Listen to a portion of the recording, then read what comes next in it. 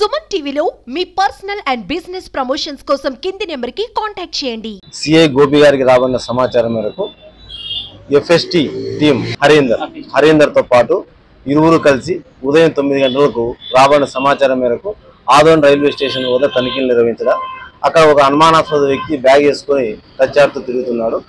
అతన్ని ఆపి సోదా చేయగా అతని బ్యాగులో అనధికారికంగా లెక్కలు లేని 37 లక్షల రూపాయల డబ్బులు లభించింది.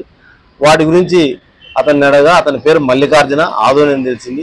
ఆ డబ్బు ఎందుకు తీసుకుపోతున్నావు, ఎక్కడ తీసుకుపోతున్నావు అంటే అతను సరైన సమాచారం ఇవ్వలేదు. అందువలన ఎఫ్ఎస్టీ టీం వారు ఆ డబ్బులన్నీ స్వాధీనం చేసుకుని సంబంధిత అధికారులకు సమాచారం ఇవ్వడం జరిగింది. ఐటీ అధికారులకు కూడా సమాచారం ఇచ్చారు. వారు కూడా వచ్చి దర్యాప్తు సేకరిస్తే ఈ డబ్బు ఎక్కడిది, ఎవరు ఇచ్చినారు, ఎక్కడ పోతుంది, ఇదంతా కూడా దర్యాప్తులో తెలుస్తుంది. నా పేరు జె శివనారాయణ స్వామి, డిఎస్పీ ఆదోని. పిల్లలు ఆదోనే, మల్లికార్జున ఆదోని.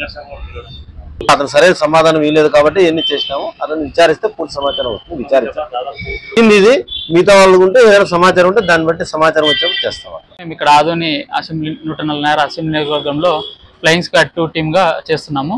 ఈరోజు ఉదయం 9 గంటల ప్రాంతంలో మేము సాధారణ విధులు నిర్వహిస్తుండగా మాకు సిఐ సార్ గారు, గోపి సార్ గారు వాళ్ళకు వచ్చిన ఇన్ఫర్మేషన్తో మేము మన ఆదోని రైల్వే స్టేషన్ సమీపంలో వెళ్ళి కొద్దిగా తనిఖీలు చేయగా అక్కడ మల్లికార్జున అనే వ్యక్తి అనుమానాస్పదంగా ఉండడం జరిగింది.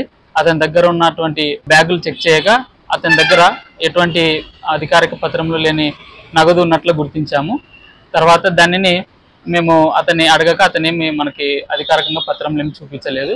కావున మనకి ఎలక్షన్ కోడ్ ఇది ఉన్నందు వల్ల మేము ఆ క్యాష్ని స్వాధీనపరుచుకున్నాము. తదుపరి విచారణ జరుగుతుంది. విచారణలో ఏమనేది నెక్స్ట్ మనకి తెలుస్తుంది. 37 లక్షలు. ఇది మనకి ఐటీ వాళ్ళకి ఇన్ఫార్మ్ చేసినాము. ఐటీ డిపార్ట్మెంట్ వాళ్ళు వచ్చి తర్వాత తదుపరి విచారణ కొనసాగించి వాళ్ళు తదుపరి చర్య తీసుకుంటారు. నా పేరు హరీంద్ర.